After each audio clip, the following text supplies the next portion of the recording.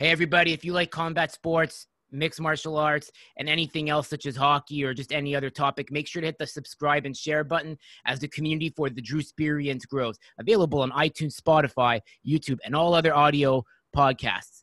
And with that, I'd like to also say thanks to a few supporters, KRT Tips and Tricks, Kyokushin Shuffle, Moments Management, Marshall Way blog. And and with that, this is the Drew Experience, the show that's 80% combat sports and 20% everything else. Today's topic is a very different one. It's 20% everything else mainly because with the pandemic, I've been very vocal about it, that I think gyms should be reopened and how it doesn't make sense that small businesses are affected. Today, I have a very successful entrepreneur who's in the fitness industry. He's going to tell his story unfiltered, unbiased about what's going on, what can be done better, and how this has not affected only him, but his peers around him in his industry. I'm very pleased to be joined by entrepreneur and successful investor, John Politis. Welcome to the show, John. Well, thank you for having me, Andrew. No problem. So how's everything been with, we were a year into this pandemic or whatever, however you want to see it. And I think everybody's been affected some way or another. Well, of course, I agree with that. Well, I want to explain first that I have been in this industry. I'm 42 right now. I've been in this industry all the way till the age of, well, I started at 19, but 20 is when I really started doing into it. I started off as a trainer. Then after being a trainer, I had my supplement company, I had a supplement line. After the supplement line, I had a meal prep line. So I had pretty much anything from a gym. I've worked in Miami, I worked in Montreal, I invested in gyms, pretty much anywhere you could think of. Anything relating to the fitness industry, I have been involved. I was also the first guy to introduce meal preps in Canada, basically, in Montreal. Wow. Yeah, I was the first person to actually do it. I never got around to it, to do it full time because, to be honest, I didn't really see a lot of success in it. A lot of people are seeing a lot of success now because, well, right now it's a lot more popular than it was when I did it. Well, good for them. I mean, I'm not a person who's jealous of anybody. When I see people succeeding, like if someone wants to ask me for advice and he's a direct competitor of mine, I will give him advice because in the fitness industry, there's a lot of jealousy involved. And a lot of people have told me, why are you helping these people? They're your competitors. You know what? The more you give, the more you get back, especially in the fitness industry. And a lot of people are going to see this long term. A lot of people are rookies. And the biggest mistake they do is they try to be the best they can be. And they see everybody else as a competitor. You shouldn't see, you should do your own thing and nobody's your competition. Even though they're your competition, you can't focus on what they're doing, focus on what you're doing. So that's what I did when I was very young. At the age of 20, I saw everybody who was a trainer and they told me they're your direct competitor. What I did was I did my thing. I was paying attention to what they were doing, and I was paying attention to what I was doing. And I did very well. And that's another topic of how I did the whole thing, but I ended up doing very well. And a lot of trainers were, again, they were attacking me. They were telling me that this guy is not an expert. He just started doing this. I have 10 years of experience. That guy's using marketing techniques, to scam people. He's using before and after pictures, basically whatever they could think of to put me down. Why? Because I had more clients than them, and a lot of their clients were coming to me. Why? Well, the thing is with me is I go through a person's way of thinking, and I know how to attract people. So what I did was I basically looked at everybody and what I can offer them that they cannot offer them. So that's when I started doing the meal prep. I go, you're going to come with me. Everything is going to be ready. I have a meal prepping company. I'm going to prep everything. So back then, none of that stuff existed. And I did everything for them. And all they had to do was just follow a plan and they were getting results. Everybody else was telling people, you got to weigh calories. You got to do this. You got to do this. Well, what I did was in this industry, you got to find a problem and you got to solve it. Just like in business, So that's what I did. Everybody's problem was they couldn't stay disciplined without eating. So I solved that problem. I told them, you know what? And everybody would tell me wow, that's amazing. I have that problem. I can't do everything. I can't weigh anything. Well, I'm going to take care of everything for a small fee. And people will pay a small fee if it's going to save them time and money, because people forget time is money. Preparing everything is money. A lot of people are thinking that, well, if you cook everything in your own home, you're going to save a lot of money. But people forget one thing. What is cooking? They claim it takes me 1 hour to cook, to prepare. No, it doesn't. By the time you leave your house, by the time you go and pick the food, you wait on the cash register, you come back, you clean, you rinse, you cut, you cook. It's not 1 hour. By the time you go and come back, it's a lot of your time. And a lot of these people that I was training, there were people who work. Like a lot of people, most people who are going to hire a private trainer are people who have a decent amount of disposable income. And you explain to them, if you save time by doing this, you're going to be able to work more. So if someone is able to put in 2 hours extra to make an extra $200 a day, $150 a day, depending on what they're making, and they're spending the extra $20 getting food that's ready to them, they're going to spend extra money. So that's what I would tell people. I would tell people, put down the hours. How many hours do you spend time working? And here's how you can save money by doing this. So I don't tell them by wasting money. At the end, you got to show them how much time they're going to gain and how much money they're going to save. So what I was doing is I was getting into a business perspective with these things. So my goal was to make people save money, save time, and be happy. And that's how I started, and it picked up. And then more people started following this. They started following packages, and I was not charging people by the hour. That's the thing. I don't know if you realize now, there's a lot of people online. They talk about get high ticket sales, high ticket prices, don't go by the hour. I did this before anybody else did this. Back then, every trainer was charging by the hour. What I did was, by the hour, nobody's going to stay, because people are going to hire one person, one session, 2 sessions. Even if it's a 10-session package, your goal is not to make the person pay you by the session. What I would do is I would offer a package. I would say you need to register with me for 3 months, but you're going to need to be ready. If you're not ready, don't register, because you're going to waste your money and you're going to waste my time. And we're not here to waste each other's times and money. But what you can do is this. Why do I have a 3-month package? It's because that's how long it takes to start seeing results. It takes 30 days to make anything into a habit. It takes 60 days to get used to living that habit. And it takes 90 days to see the results of being in that habit. And that's what I would do. And people got results. And because that's why they would quit. People would quit too early. And people do pay if they see results. So then I started having monthly packages, not monthly packages. Well, it was 90-day package, like 3-month packages. And people would get, and more people started following that. And that's how everything got started. I did this when I was 22. And back then, none of that existed. So people, there was no internet back then. Back then I was advertising in Craigslist. Yeah. And that's what I did. Eventually, that's how I got started. And then I gained some weight.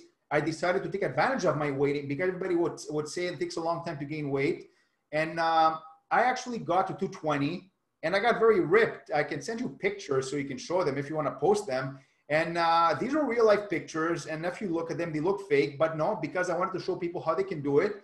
And I wanted to show people they can do it by eating whatever they want, all about moderation. And again, I solved everybody else's problem, because everybody's problem was, I can't eat this, I can't eat this. I mean, well, you know what? You could eat this. I'm going to document it. I'm going to take pictures. I'm going to prove it to people. You can eat whatever you want, have a life, and be successful. And that's how I did it. And that's how I started my seminars. I would do seminars and my before and after pictures. And my seminars were pretty full. Like every weekend, I would do 2 seminars on Saturday and Sunday. They were 6 hours each.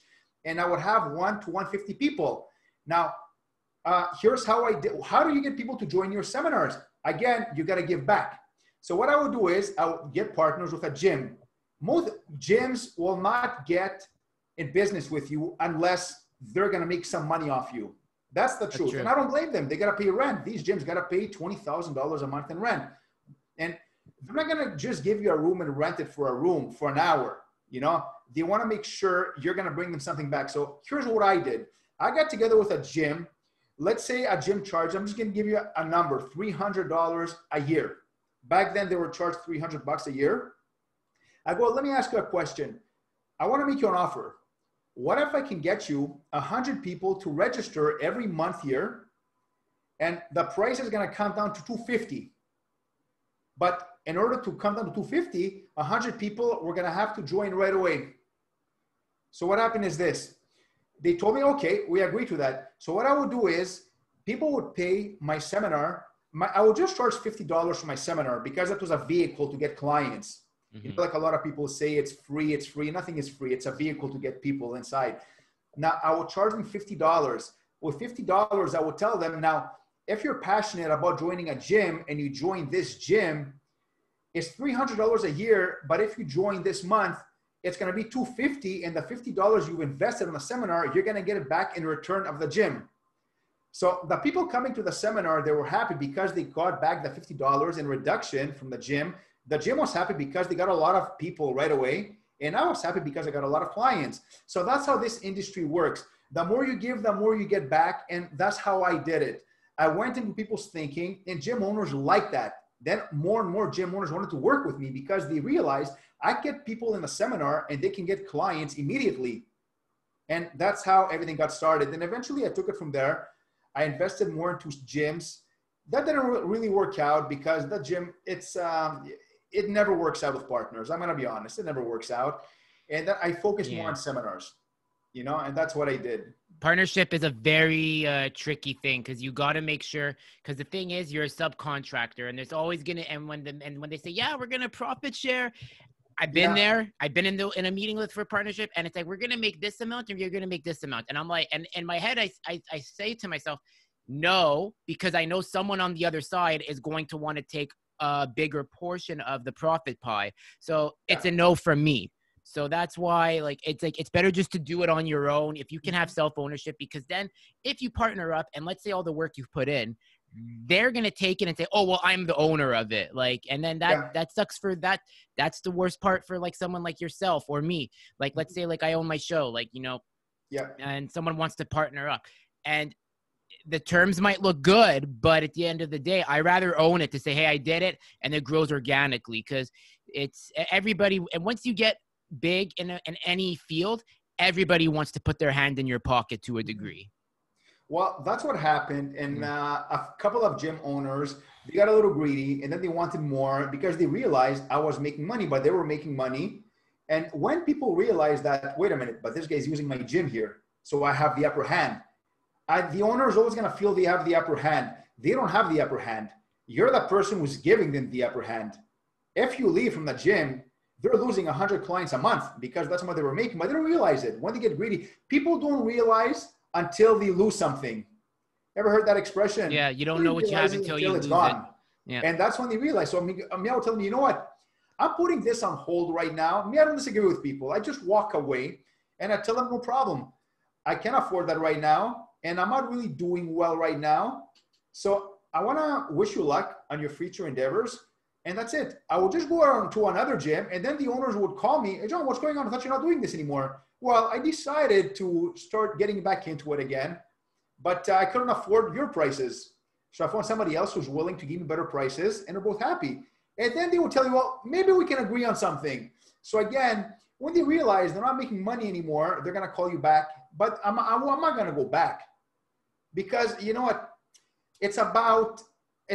I respect these people, but at the same time, these guys don't know how to, even though they're business people, they're businessmen, they don't know how to handle it from an entrepreneur perspective. Because sometimes you can't charge somebody more money. But for example, let me give you an example. You got somebody who's paying rent. And he's paying rent. And I've been a tenant, so I know. I've been a landlord. So here's how it works. When you're renting something and you got a family who's paying $1,000 a month, and they're consistent every single month, then a landlord claims, you know what? I'm going to charge them $1,200 a month. They don't want to come. They're going to leave. They're going to hire somebody else for their apartment, and they can afford to pay them $1,200 a month. And they're late on 3 months payments. And this happened a lot during the pandemic. So are they winning anything? No. Having a constant flow of money is much better than playing that guessing game, at least from one source of income. And that's what happens with a lot of owners of gyms. That's why they lost gyms. They rely on one or two sources of income. They don't work on people like me and renting a certain place to bring them in more money. Some people are going to rent their places for, yoga instructors, cardio instructors, just something. But again, these people are not going to bring them in the money. That's what I did. And over the years, I kept doing it, and it's been very well. It's been very successful. Then the pandemic started, and we can get into that after.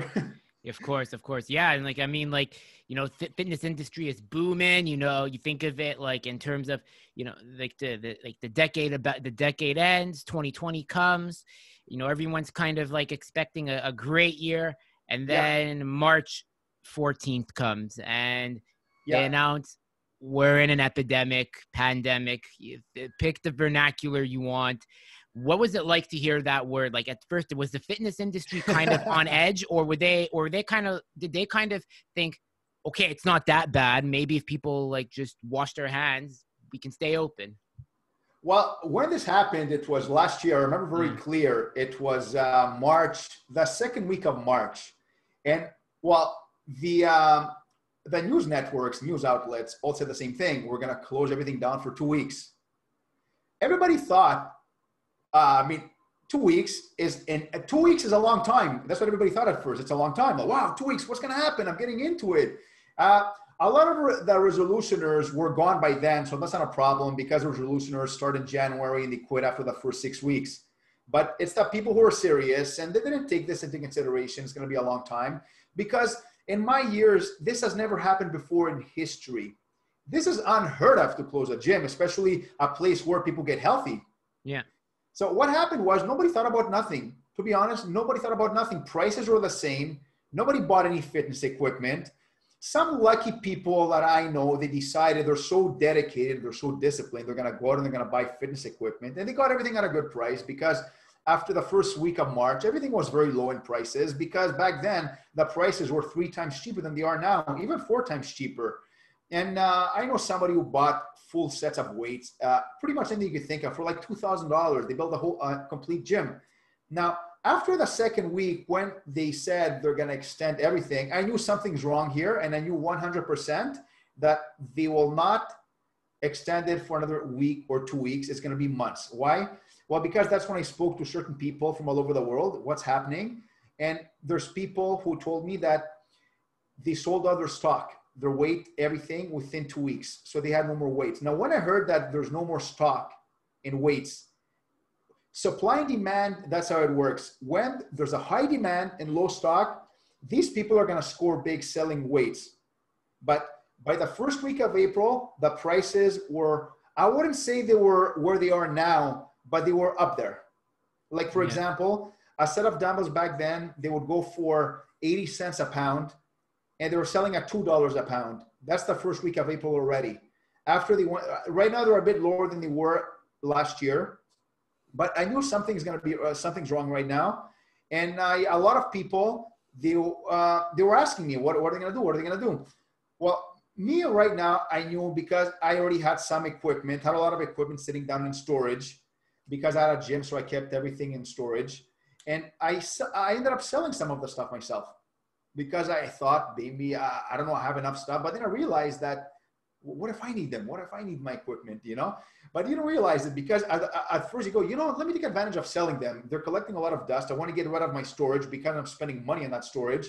But then I'm realizing, am I doing the right thing by selling them? And I did something dumb. I ended up selling pretty much everything I had, 80% of everything I had. Whoa. And then I'm realizing, like, what the hell? I have nothing left. So then I started calling people, gym owners, if they have anything to sell me. Some gym owners, you remember that I told you, a lot of people, when you help them, they help you back? Yeah. Well, that's when it came in handy. A lot of gym owners will tell me, you know, John, you helped me over the years. You can have whatever you want. Don't worry about it. Wow. That's talk See, about that's what good I karma. tell people. Eventually, who would realize that one day would happen that, and people had told me that, you know what, you can get whatever you want and don't worry. You don't have to pay me. You can pay me whatever you want. But if anything, you could return it. But I ended up getting a lot of that stuff. I got some dumbbells. I purchased a lot of stuff as well. But the point was, these people were willing to give me stuff that I never asked for. Like they gave me a spinning bike. You know, they gave me a treadmill, which I never used. But the point was that they helped you back. And people, here's the thing. A lot of trainers, they were full-time trainers. And they were starting out. So it affected these people. how did they get affected? Well, it's a lot worse than what it seems, because a lot of people, they try to bring their online into the business, their business into online training. And you know what? They realize that it's going to be better. I'm going to be more comfortable. I'm going to be working from home. People realize that very quickly, that the lack of social interaction with people is going to affect you psychologically. And that's when they don't realize. At the beginning, when people work from home, it sounds like fun at first, especially in the fitness level. But you know what? I've been in the fitness industry. I've been training people one-on-one. It's not the same thing like training in a computer. You get bored. And let me be honest about that, because I tried to do a Zoom karate class, and within 20 minutes, it's like I was turning my screen off. It's like, I can't even do this. Well, I said, I can't, I'm not motivated. I don't, it's so like, no, just no. It's not possible, because when you go in the reason people go one-on-one is to have somebody motivate them. And when you know there's somebody waiting for you, you're going to be there. You're not going to cancel. It's a lot easier to cancel, a Zoom call. And that's what happens. So these people quickly realize that it's not as fun. A lot of people try to bring their classes outside, which they're doing now. It's a lot more fun. But what affected these people a lot was, surprisingly, their income. And if your income gets affected, your psychological level gets affected as well. They go together, these two, right? So when this happens is, a lot of people, they were paying rent. They were paying the gym, because when you got to train in a gym, you got to pay rent. And gyms, to be honest, a lot of gyms, they never paid back anybody, because it happens. Like, if you're paying rent, a landlord is not going to cut your rent because of the pandemic. So it's the same thing. Like, you didn't hear any landlords, you know what, I'm going to grant these tenants 3 months free because of the pandemic, because the landlord has to pay the mortgage. Got to pay the banks back. It's a whole cycle. It's a whole cycle. So these people had to pay the gym. Not everybody, because some gyms are charging every session per session, but a lot of people had offices that are rented inside the gym. And a lot of people, gym owners are smart, because they're going to charge these people 6 months upfront, 3 months upfront. Some of them are going to charge you 1 year upfront. And you know what? You're stuck. You have to pay the rent. And the same thing happens to gym owners. They got to pay the rent unless they own the building. But even if you own the building, you still have to pay taxes. So the thing is, when you own something, you never really own it, because even if you own it, let's say you own a building, you own a house, you got to pay taxes on that every year. Mm-hmm. If you don't pay taxes, the government's going to seize it. They're going to audit you too. That's why pay your taxes, Exactly. And I know this too well, because a lot of trainers, they try to get money in cash. Eventually, when your business grows too much, you cannot escape this. You got to declare money. You got to declare taxes. So what happened was, these people were stuck.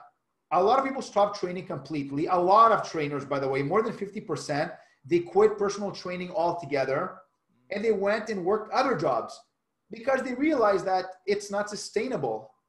It's not sustainable. And online training is they got to learn a new business to do it online. And again, it's not sustainable, because they don't feel as good. They want to interact with people.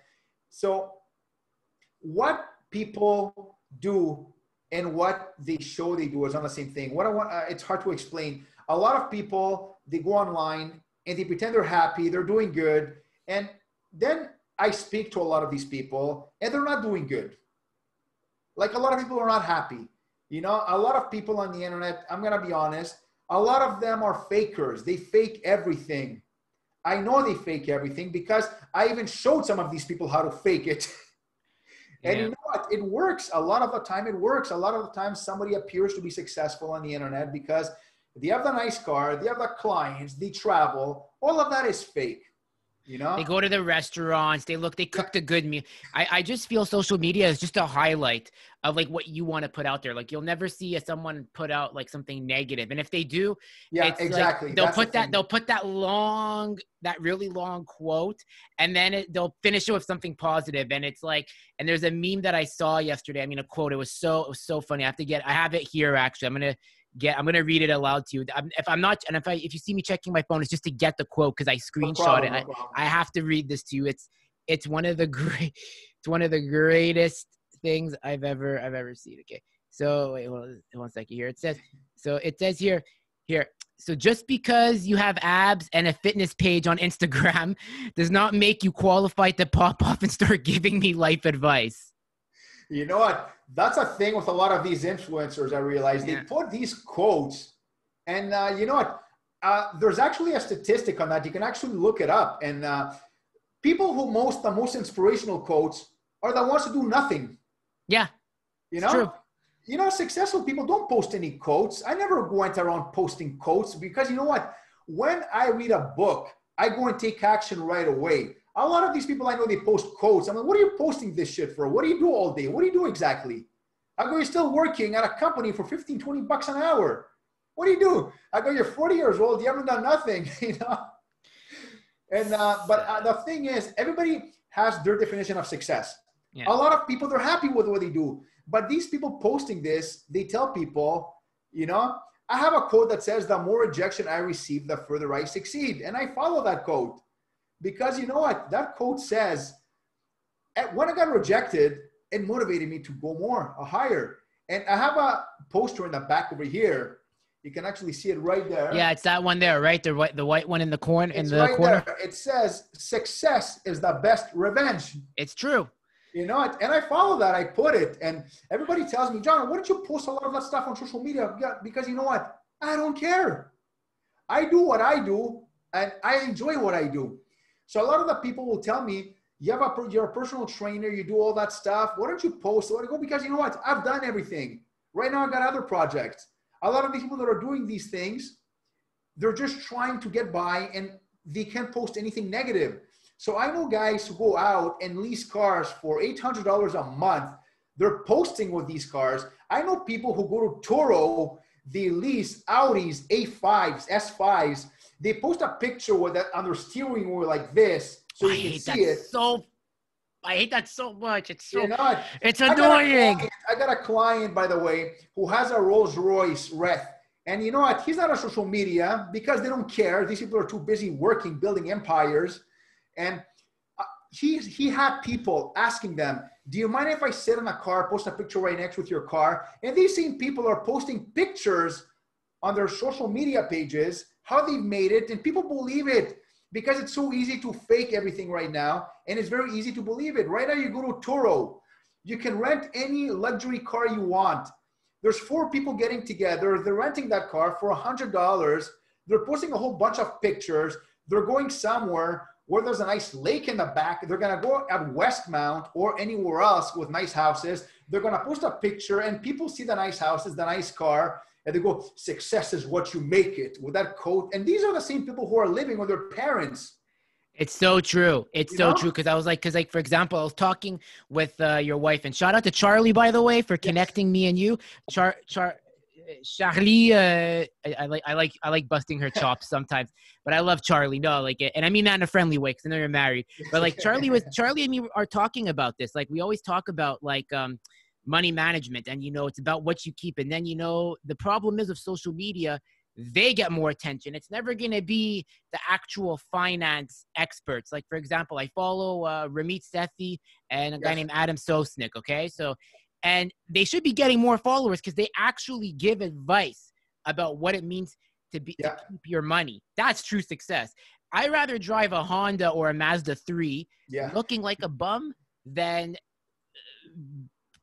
taking photos with nice cars, making it look like I made it when in reality I haven't done shit. And that's the thing, like, you know, that, and you know, that's what she was saying, like, you know, with the clients you work with, like you work with like very successful people. And the one thing they do, they never show off. You'll never know. They don't want attention. Well, the thing is, Charlie, my wife has met a few of my clients who are very successful, very wealthy, including a billionaire. And she saw a billionaire one day and she met him, a very nice guy. And he had a Honda Accord. A Toyota, no, it wasn't a Honda, that's for somebody else. He had a Toyota, what's that Toyota, the mid-size Toyota? Corolla or the Yaris? Toyota Camry.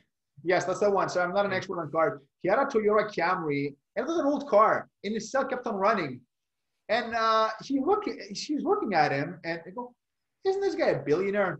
I go, but you know what? He doesn't care. There's a car, it's running.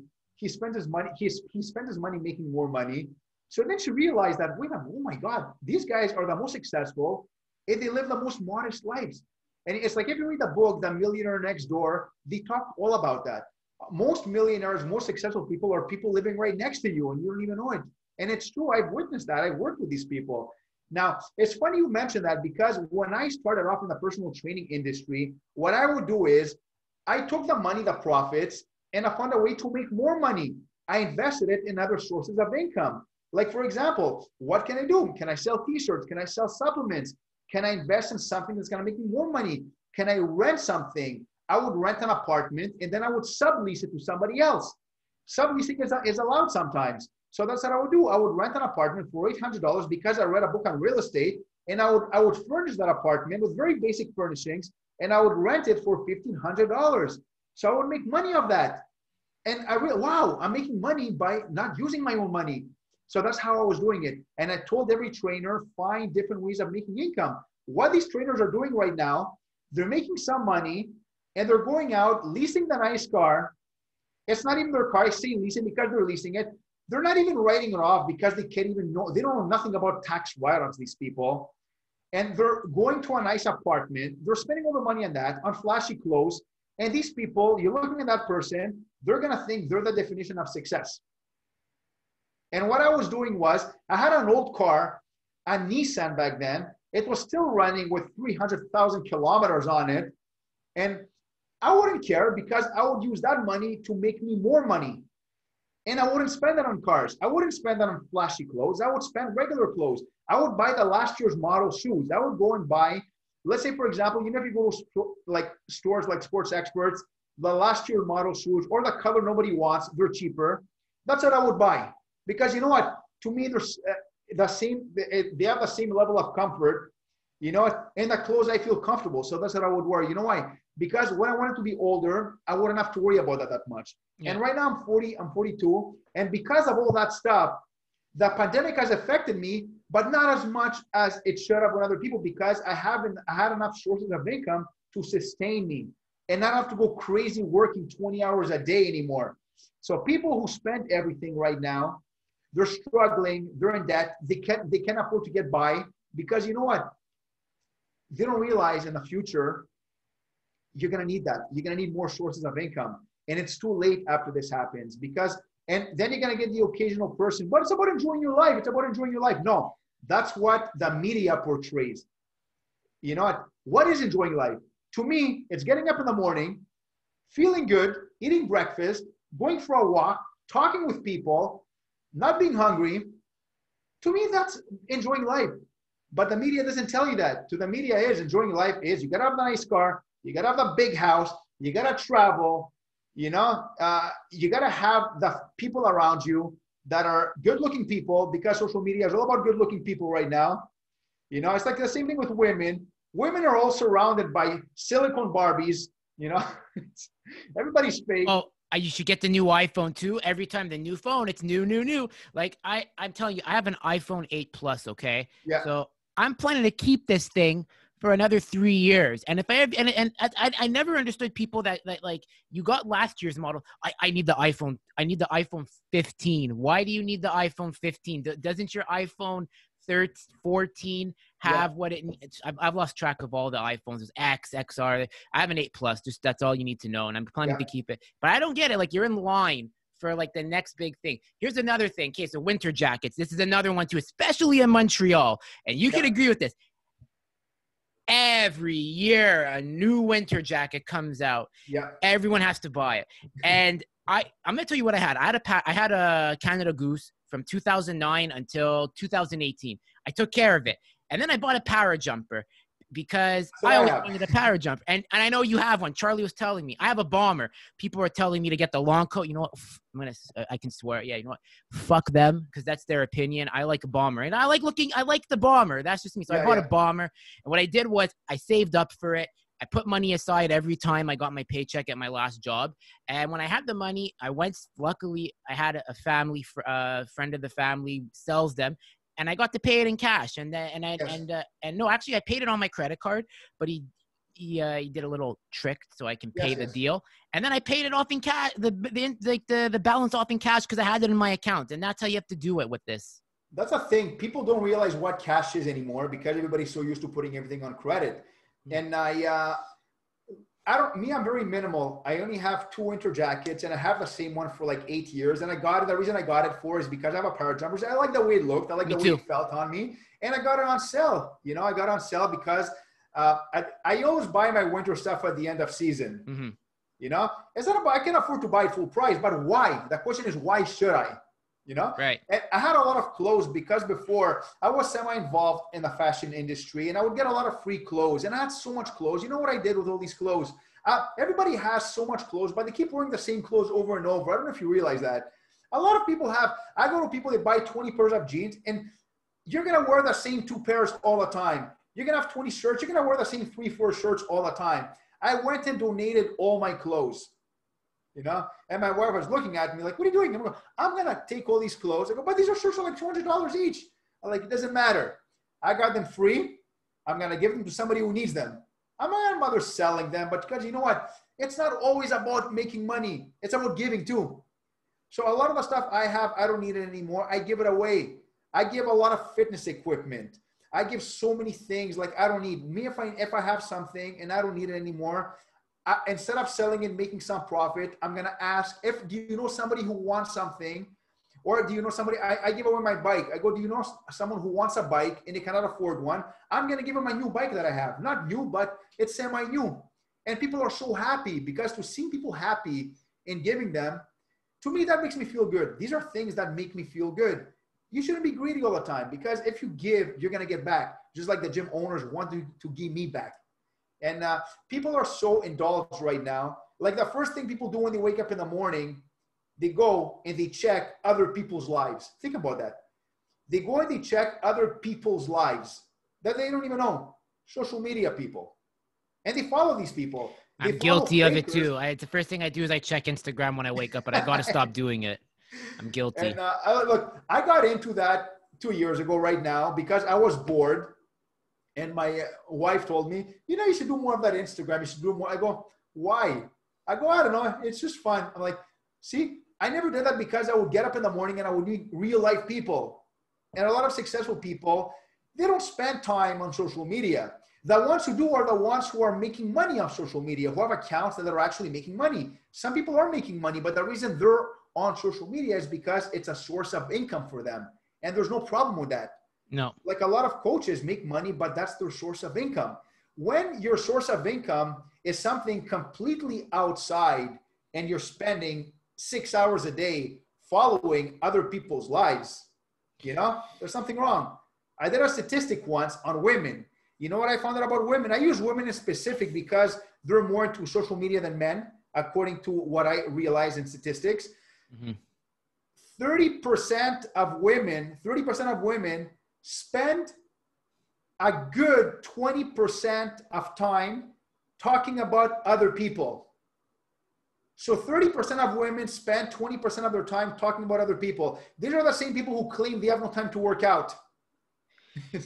Exactly. I think, and we could see it like in some of our parents too, actually. Like, I mean, like it's the way it is. Like, and sometimes I don't care. Like you hear about people's friends and like your parents or like your friends. And it's like,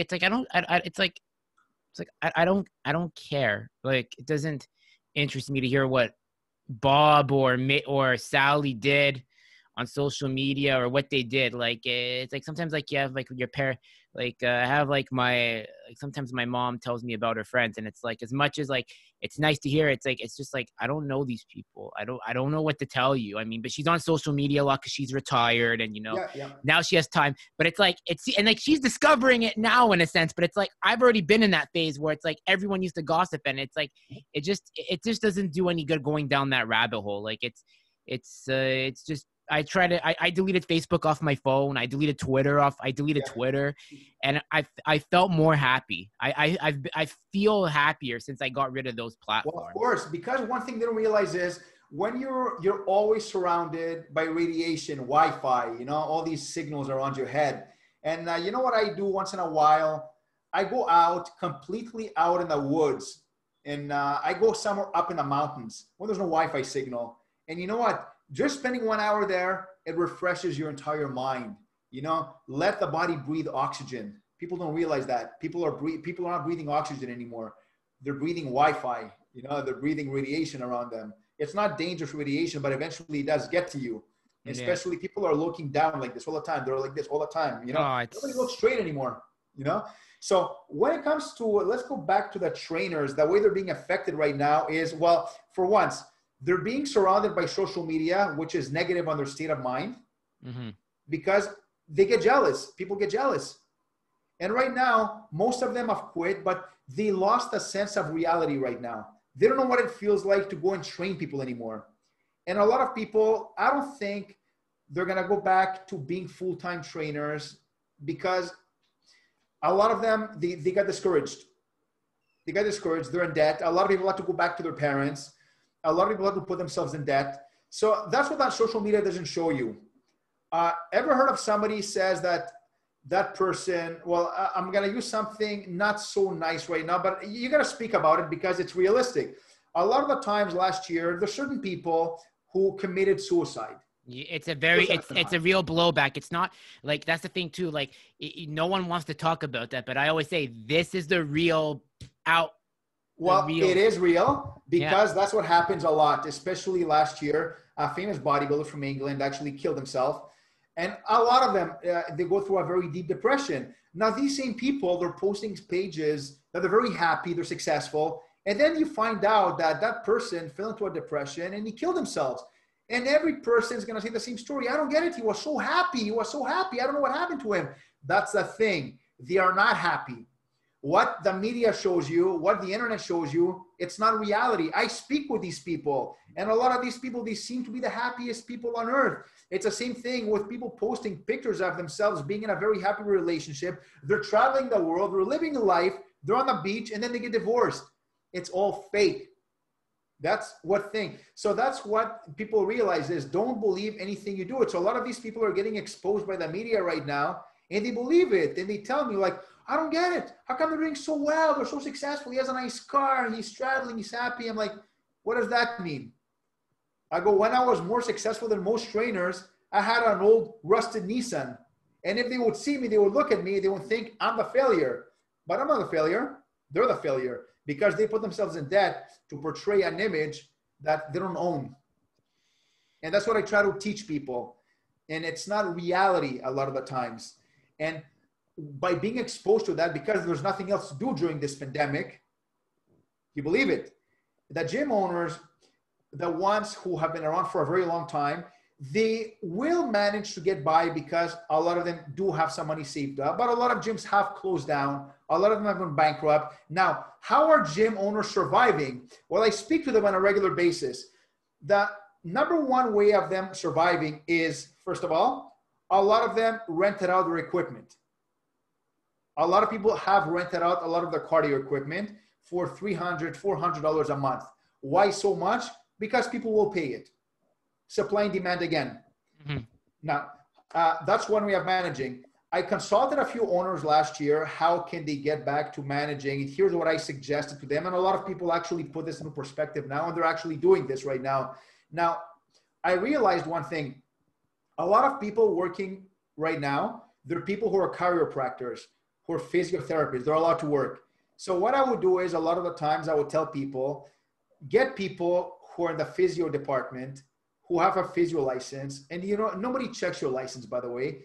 And they would go in gyms and they would actually let these certain people use the gyms, regular trainers. But I go change your title. See, you're an exercise therapist. Don't call yourself a trainer because therapy is allowed. So a lot of trainers, I would tell them, put a title of an exercise therapist. Why an exercise therapist? Well, because technically a physiotherapist, you need a license. An exercise therapist, you do not need a license. What's the difference?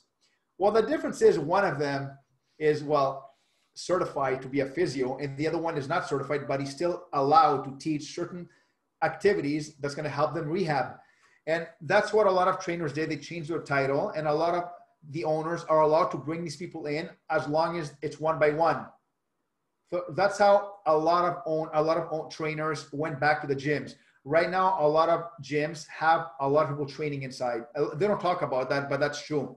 The government cannot interfere because they're doing therapy.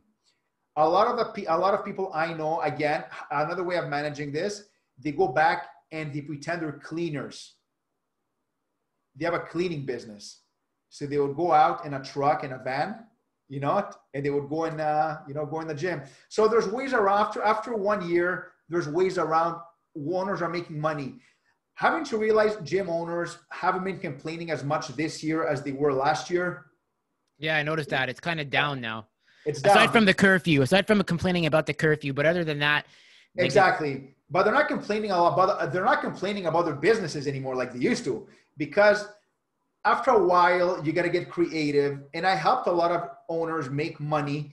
Now, word of mouth goes around very quickly when this happens, and other owners are going to start following. So gym owners are struggling, with the clients, but they're still making money to stay afloat. So they're balancing out. Balancing out right now in the pandemic is a very good thing. So that's what's going on right now. A lot of people are bringing in people as therapists, as chiropractors, as cleaners. And the government has never interfered once. I've never heard of any gym getting interfered. So that's how they're doing it. Now, when gyms reopen, the problem is when you reopen a gym, you're going to spend thousands of dollars investing money into that gym. And this is the problem that happened a couple of months ago.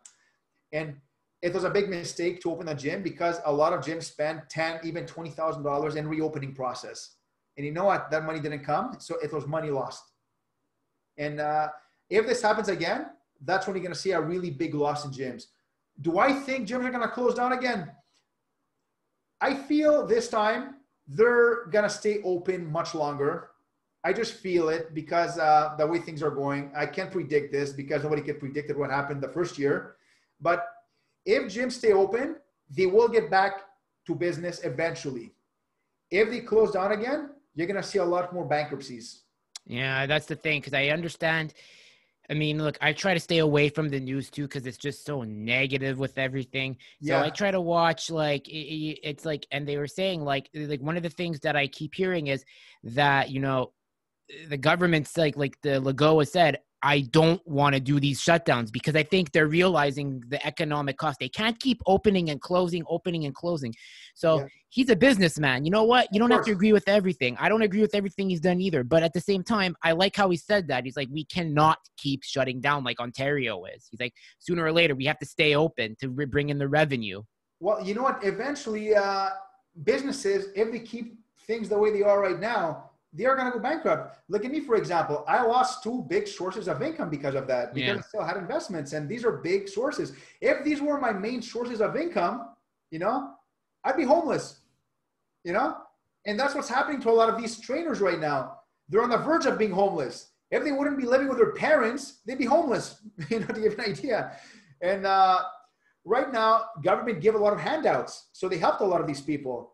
But you know what? These things can only last a certain time. And I think handouts are not a very good idea because people get too comfortable. Yeah. The CERB, if you want to know, look, I understand the CERB had its uses, but I never went on it because I've been on unemployment. And I always say the worst thing someone can do is, especially the government, is when they hand out money, because between the sleeve here, there's a knife that you have to pay back. And I don't like that. And the only time the government should that I like the government is when I get my tax refund. Yes. That's it. The thing is, the most dangerous place to be, I've told this to people many, many times. You're going to read about this in many books about success. A very dangerous place to be is being in a comfortable level. When you want money and you lose money, you get motivation to make money. You get motivation. You got to start hustling. You're going to find ways of making money. When the government starts handing you money, your motivation level goes down. You become comfortable. And these are the people who say, keep the shots down. People who want the shots down are the ones who are getting paid money by the government. Take away their money, their comfort, and see how fast they're going to go and find work. Yeah, there was a guy, like for example, like I mean, I don't want to like I want to keep it separate because like of where like because your wife and I work together. But when I got hired to where I work, we had a guy like I'm telling you, and I'm paraphrasing or quoting here. He said like the first day we started after training, he says, "Oh, I'm quitting because I'm actually getting more money from the government." I hear that many times. Yeah. He's like, "I don't really need the job here. I'm just gonna live off Shum." And it's like, and I just thought to myself, wow, it's like Quebec is already a nanny state. It's going to become an even worse nanny state with the CERB and all the other handouts. It's never going to end well here. Like I just feel like it's like, and then when you try to like get rid of the red tape, there's so much like what's the word I'm looking for? Not protest, but there's so much like backlash to it. It's like, no, you got to keep it in. And that's the thing. Like it's just, this whole pandemic has just made the blowback that's going to come really, really bad. Well, that's what happened. It made people lose their sense of reality, number one, their sense of motivation. People have lost their sense of social interaction with people. If you stop interacting with people, do you know why they put people on house arrest? Because house arrest is still isolation. Doesn't matter how big your house is or how small your house is. It's still house arrest. It's not the same thing as going out and meeting people. And people realize this, but then they get too comfortable because they get everything handed to them. But when people need to pay back everything, that's when they panic. And to me, you know what I tell people? You need to experience failure. If you don't experience failure in life, you're not going to become nothing. You need to experience failure because a failure is a stepping stone to success. Yeah. That's how it is. And I failed many, many times. Actually, my wife will tell you, every 10 projects I do, I fail 80% of the time. But that 20% is what makes it worth it. Michael Jordan said, I was the biggest failure in my high school. The reason I succeeded is because I failed more than anybody else. So I kept on trying. And I fell. Almost everything I do, I fell. But I keep on going. That's what life is all about. Life is a journey, not a destination, And like this year, 9 out of 10 projects I failed. And I'm still going to fail. But all you need is 1%. It's like the ticket, the lottery. It's 6 numbers, not 5. You're going to fail. But eventually, 5 out of 6, you're not the winner. So even though you're that close, you're not going to win. So a lot of people, they're very close and they fail. And a lot of people claim they get lucky because it's funny because I was supposed to be the most unluckiest person in the world. If you follow my path from a young age, and Charlie will tell you, oh my God, so many things happen to you. How come you keep going? How come you still? I go, because you know what? I don't use excuses. While others use excuses, I find solutions. I complain like everybody else, but it doesn't last long. I realize, what am I doing and how can I make this better? How can I find something that's going to be a solution to this problem? And then I can use it to help others, but everybody is jealous of somebody else's success. Haven't you realized, name me any single successful person out there, they're going to have more haters than supporters. Because people are lazy. They don't want to, they only see the shine. They don't see the process and the work that goes into it. They don't. And you know what? This is something I never really paid much attention, but I decided to start paying more attention because I wanted to use this as a statistic in my seminars. I'm going to tell you an example. Take a look at somebody like Justin Bieber, for example. A lot of people hate him. He's very successful.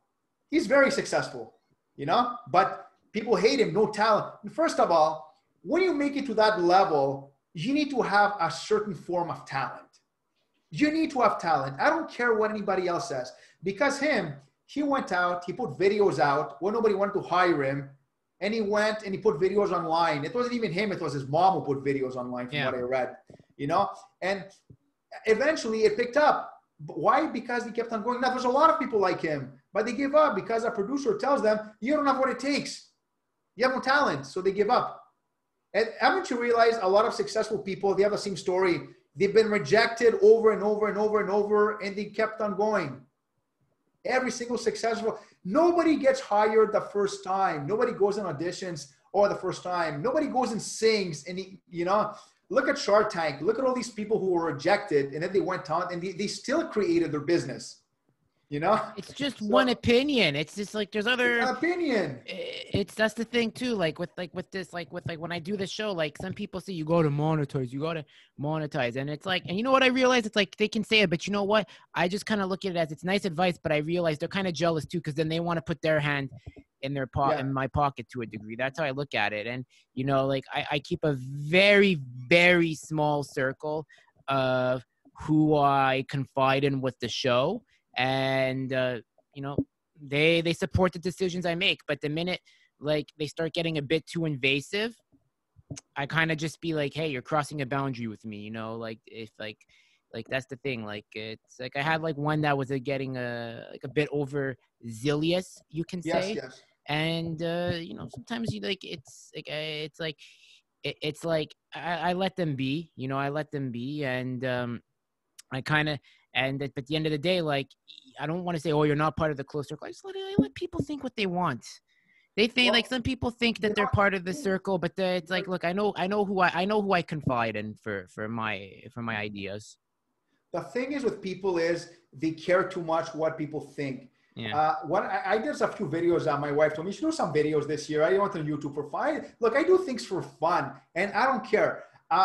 Sometimes when I speak on video, it's not the same as I'm speaking in person. No. I tend to repeat things over sometimes. I do videos. They're not perfectly edited, but you know what? I still do it. That's the difference. I still do it. And then I hear people, I'm not ready. Maybe I need to get my voice better. I need to get a better microphone, a better camera. I'm like, how about you just do it? Yeah. Do it with whatever you have. I'm like, yeah, but it's not going to be good. I'm like, look at me. I wanted to do something. I went and I did it. And I don't care what people think, because you know what? You live one life. And I live my life without regrets. And eventually, practice is how you're going to perfect something. The first part is getting started. Most people don't get started because they're so blindsided by everything else around them. Like me, if I want to do something, a new project, I'm going to see what I have and I'm going to go and do it. And I don't care what people think. Why? Because why are these people who are less successful than me telling me what to do? You know, successful person will never tell you don't do it. A successful person will tell you do it with what you have. You know, not everybody, but most will. So that's what I did. And that's what I tell everybody. And well, that's how life is. And people, they don't read. People don't read. The thing is, people watch and follow, but they don't read books. People need to read more. They really do. I mean, right now I'm reading here. Let me get my book. I'm reading for you. Like I read books, real books. And because you know what? I like learning. Me too. You never know enough you can never know enough information. Yeah. Like right now, like I got some for personal finance books because I'm finally moving out and I want to get my eggs in order. So I'm reading this book here, by free ad read for Vicky Robin, Your Money, Your Life. It's a fantastic book. It's a bit interesting in how, like with the financial independence, retire early movement, I don't really agree with everything they say, but it's just to hear what she says about like how to like manage money. That's super important. Like that's the thing. Like, you know, well, the thing is with managing money, it's a lot simpler than people think. Just people don't do it. Like, for example, by the way, it's funny you mentioned moving out. I want to mention something. When I had moved out, right? And here's what I did. I went and because I kind of figured I was never home in the first place. I was home maybe 2-3 hours a day. So I rented a bigger place. It was a 5-bedroom, not a 5-bedroom, a 5.5 that I had rented. And I decided I'm going to rent out the 2 rooms to somebody else. And it's going to be the exact same money. So I was renting out my 2 rooms and these 2 rooms were paying my rent. And I realized, oh my God, I'm living here for free because these 2 people, and why wouldn't they move in? Because people do move into a fully furnished place. You know what? And that's what I did. So people they don't get creative. You can move into a bigger place. Like, for example, let's say there's a big house being for rent for $4,000 a month. It sounds expensive. But let's say you get 8 people to rent that house. That house fits 20 people. It's not expensive anymore. By the way, I mentioned that because I help certain people in big groups rent. And they rent in a big house. And these are the same people who are on social media, by the way. They live in that big house that's rented by 20 people and they look successful. So there's ways around it. You know? There is. Well, I have to admit, this was really fun doing because, I really appreciate it. Where can people connect with you? I mean, I know it's been kind of crazy for you, but if people want to connect like for seminars or any other work, where can Well, they can contact me. Even though I'm not on social media, they can find my Facebook page, John Politis. It's regular John Politis from Montreal. There's a picture of me flexing, so you're going to see it. Perfect, Matt. I really want to say thanks for coming on. It was really fun. I learned a lot, and I really like the insights you have of like what's going to happen, like if the reopening, and it's important that people know what's the truth only is. Time will tell. Everybody can predict, but at the end, only time will tell. Exactly.